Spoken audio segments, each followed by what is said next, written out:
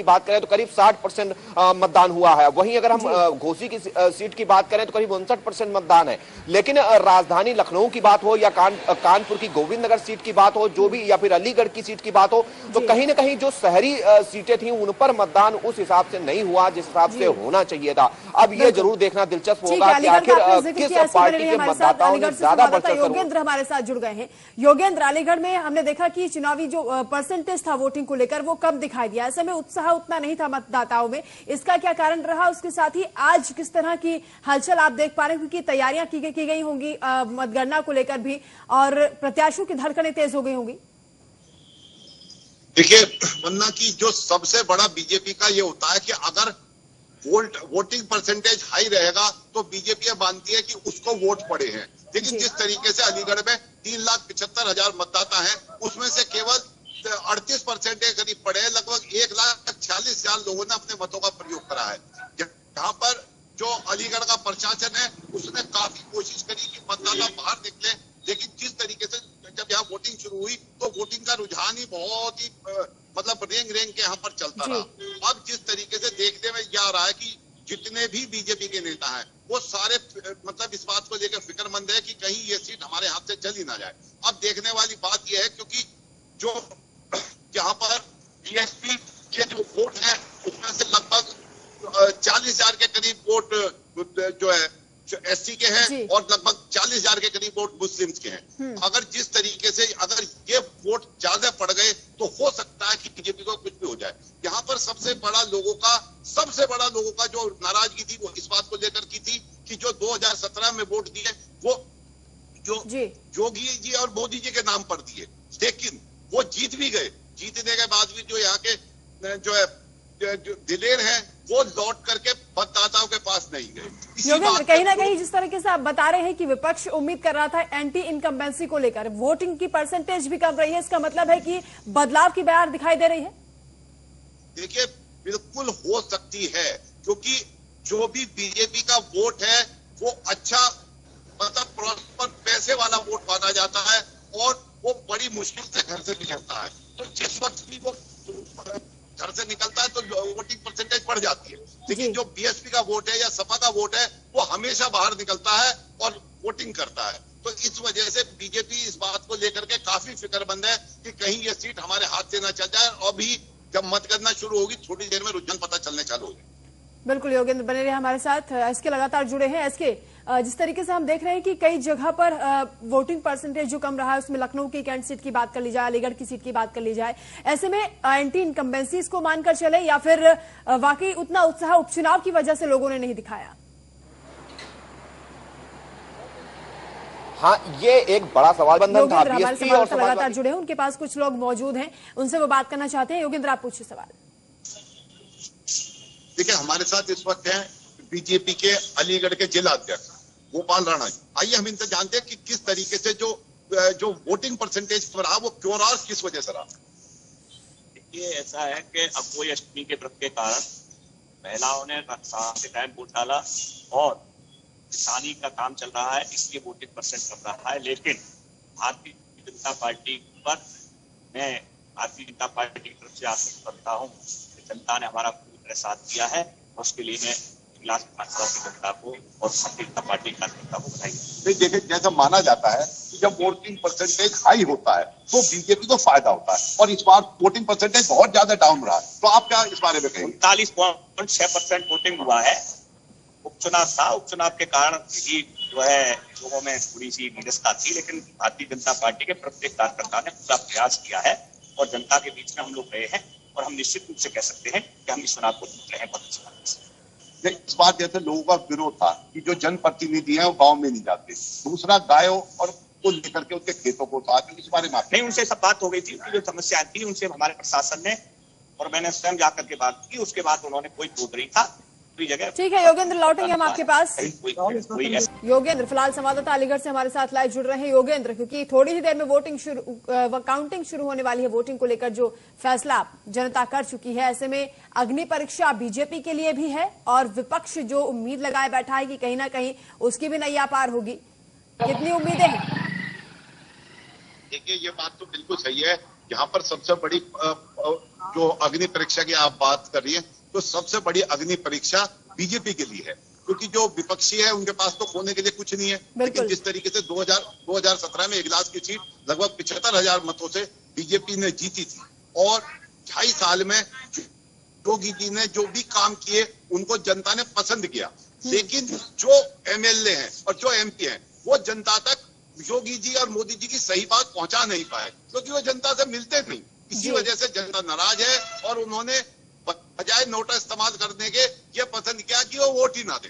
तो इसलिए ये देखना होगा कि इसमें जो बीजेपी जीतती है तो बहुत बढ़िया कि उसकी प्रतिष्ठा का सवाल है, और अगर विपक्ष जीतता है तो उसके तो हाथों में चारों में लड्डू ही लड्डू होंगे। योगेंद्र, कहीं ना कहीं ऐसा लगता है कि विपक्ष ने मेहनत इसलिए भी नहीं की क्योंकि विपक्ष को लगता है कि ये चैलेंज, ये अग्नि परीक्षा योगी सरकार की होने वाली है। ऐसे में जनता योगी सरकार से त्रस्त है, ऐसा विपक्ष का कहना है, और यही मानकर उन्होंने खुद ज्यादा प्रचार नहीं किया। देखिए, योगी ने जो भी काम किए हैं उनसे जनता बिल्कुल तरसती है, लेकिन उनके द्वारा किए गए अच्छे काम जो यहाँ के सांसद थे और जो यहाँ के एमएलए थे वो जनता तक नहीं पहुंचा पाए, क्योंकि वो जनता से मिलते ही नहीं थे। और इसी बात का सबसे बड़ा विरोध था यहाँ पर जनता में, जो कि देखने को हमें मिला। बिल्कुल योगेंद्र, क्योंकि ये वोटिंग के वक्त भी जब आप सवाल लोगों से पूछ रहे थे तो जनता का ये कहना था कि वो विकास चाहते हैं, यानी उनके यहाँ पर ऐसा उम्मीदवार होना चाहिए जो उनके बेसिक सुविधाओं को लेकर पूरी तरह से समर्पित हो। लेकिन ऐसे में अब देखना यह भी होगा कि जो राष्ट्रवादी मुद्दों को उठाया गया, केंद्र सरकार की योजनाओं का जिक्र किया गया, राज्य सरकार ने क्या कुछ कहा, वो भी उपलब्धियां सरकार जनता के सामने रखी गई हैं, उन पर जनता मोहर लगाती है या फिर वो अपने पसंदीदा उम्मीदवार का चयन करती है? देखिए, जिस दिन यहाँ पर वोटिंग हो रही थी उस दिन भी कई गाँव में चुनाव का बहिष्कार हुआ। बहिष्कार के लिए जब सीएम कई गाँव में गए, वहां से लोगों को समझाया कि तुम वोटिंग क्यों नहीं करते, तो सबने, किसी ने मेरे यहाँ पर सड़क नहीं बनी, किसी ने हमारे यहाँ पुल नहीं बना या नाली नहीं बनी, इसी बात को लेकर के वोटिंग से इनकार कर दिया। तो वो जो डीएम चंद्रभूषण सिंह अलीगढ़ के, उन्होंने कहा कि चलो ये हम बनवा देंगे। ये काम एमएलए और उनका था जो यहाँ के जनप्रतिनिधि थे, वो जनता की समस्याओं को लेकर उसका निराकरण कराते। लेकिन जब एन वोटिंग के दिन जब जनता ने उनको नकार दिया कि हम वोट नहीं डालेंगे, तब जो आकर के जो थे उन्होंने डीएम चंद्रभूषण सिंह ने वहां समझाया, और लोगों ने कम से कम 2-3 गांव में विरोध हुआ, लेकिन जो 7-8 गांव थे वो मान गए, उन्होंने पोलिंग की। लेकिन उसके बावजूद ये पोलिंग परसेंटेज काफी कम रहा है। बिल्कुल, वोटिंग परसेंटेज कम है। ऐसे में कहीं ना कहीं बीजेपी के लिए भी यहाँ चुनौती होगी और बीजेपी में थोड़ी बहुत घबराहट भी होगी, क्योंकि कई जगह आपने बताया कि वोटिंग का बहिष्कार भी किया गया, जनता काफी परेशान भी नजर आई। क्या इसी बात का माइलेज लेने की कोशिश में विपक्ष रहा, क्योंकि अपनी तरफ से उनका कोई एजेंडा सामने नहीं आया? देखिए, विपक्ष को तो जो भी मिल जाएगा, क्योंकि जो जैसे बीएसपी है, क्योंकि यहाँ पर सपा ने तो अपना कोई कैंडिडेट खड़ा नहीं करा था। जहाँ पर जो भी वोट मिलेंगे, चाहे वो दलित वोट हो चाहे वो मुस्लिम वोट हो, वो दोनों जो है क्या कहते हैं बीएसपी के खाते में आने निश्चित है। और माना यह जाता है कि जो दलित है और जो मुस्लिम है वो वोटिंग में बढ़ चढ़कर हिस्सा लेते हैं। तो उनका जो परंपरागत वोट है उसके बूथे पर अगर उसको मिलती है तो वो जीत दर्ज करने की कोशिश कर सकती है। अब ये थोड़ी देर में पता लगेगा कि क्या स्थिति बनती है। बिल्कुल, बहुत शुक्रिया आपका योगेंद्र, इस तमाम बातचीत के लिए। तो आज बेहद दिलचस्प ही नतीजे आने वाले हैं, क्योंकि एक तरफ योगी सरकार की अग्नि परीक्षा है, दूसरी तरफ विपक्ष भी उम्मीद लगाए बैठा है, क्योंकि सेमीफाइनल 2022 के रूप में इसे देखा जा रहा है। 2022 विधानसभा चुनावों को लेकर सबकी नजर बनी हुई है। एक तरफ माया जुड़ रहे हैं अलीगढ़ से, इसके अलावा शिवम जायसवाल भी बाराबंकी से जुड़ रहे हैं। तो एसके लखनऊ सीट पर फिलहाल बीजेपी आगे चल रही है, लगातार शुरुआती रुझानों में बढ़त बनाई हुई है।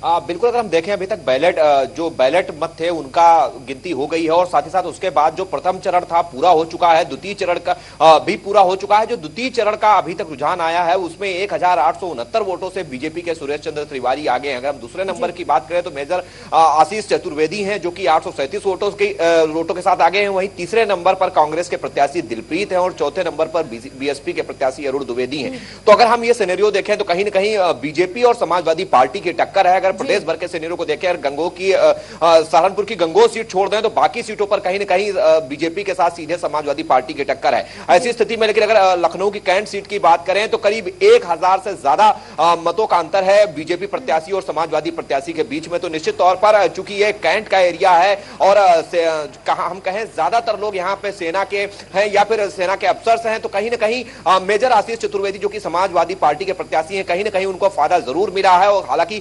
दिलप्रीत भी तीसरे पोजीशन पर हैं और वहीं बीएसपी जरूर चौथे नंबर पर चली गई है। तो लगातार अगर हम देखें 27 से ज्यादा वोट नोटा को भी कैंट सीट पर मिले हों। मतगणना लगातार जारी है और वर्तमान अगर सिनेरियो को देखें तो यह सीट भी भारतीय जनता पार्टी के पास ही थी।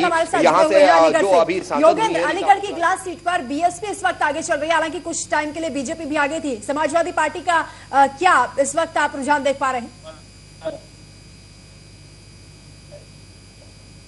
जो अभी तक जो बीएसपी लगभग 4200 वोटों से आगे थी, लेकिन अब जो है क्या कहते हैं इसके तीसरे राउंड में जैसे जैसे आए हैं, तीसरे राउंड में इसका घट करके ये 2600 वोटों से करीब बीएसपी इस वक्त आगे चल रही है। और अब देखते हैं, क्योंकि जिस तरीके से जो यहाँ पर अब अलग अलग जो मतदान जो अलग अलग मतगणना केंद्रों की वो खुलेगी, उसके बाद अभी पता लगेगा कि किस तरीके से यहाँ पर, क्योंकि जिस तरीके से पोलिंग कम हुई है, जिस तरीके से हम कह रहे थे कि यहाँ पर पोलिंग कुल 39% के करीब हुई है, उसको देखते हुए जो ये रुझान आ रहे हैं वो तो अभी तक ठीक है, लेकिन देखते हैं कितनी देर तक बीएसपी अपनी बढ़त बनाए रखती है।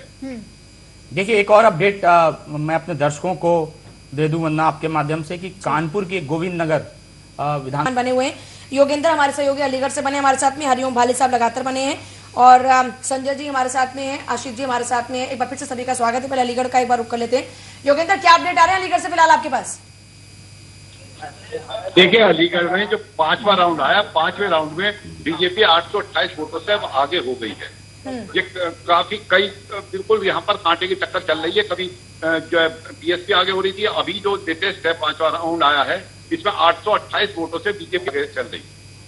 मतलब अभी यहाँ पर भी चीजें आगे पीछे चल रही है। आशीष जी, यूपी पर जाने से पहले एक बार हरियाणा की बात कर लेते हैं। हरियाणा हमारे साथ अलीगढ़ से भी योगेंद्र संवाददाता जुड़े हुए हैं, उनका रुख करेंगे। योगेंद्र, इगलास की जो अलीगढ़ की सीट है उस पर हमने देखा काफी दिलचस्प मुकाबला रहा है, कभी बीएसपी आगे कभी बीजेपी आगे। फिलहाल क्या स्थिति बनी हुई है और कितना वहां पर आप माहौल देख पा रहे हैं बीजेपी या बीएसपी के पक्ष में? जो क्या कहते हैं 27वें राउंड में बीजेपी 24,000 वोटों से इस टाइम आगे चल रही है।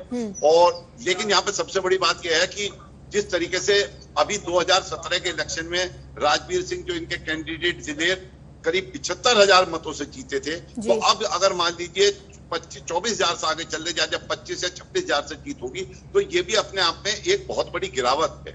इस चीज को, क्योंकि जो लोगों का वहां पर विरोध है, जिस तरीके से उन्होंने विरोध किया है। लेकिन योगेंद्र, ये भी देखना होगा कि कई जगह पर वोट का बहिष्कार किया गया, इसके अलावा वोटिंग परसेंटेज भी कम रहा, उस वजह से भी शायद ये आंकड़ा जो आप बता रहे हैं वो कम रहा होगा।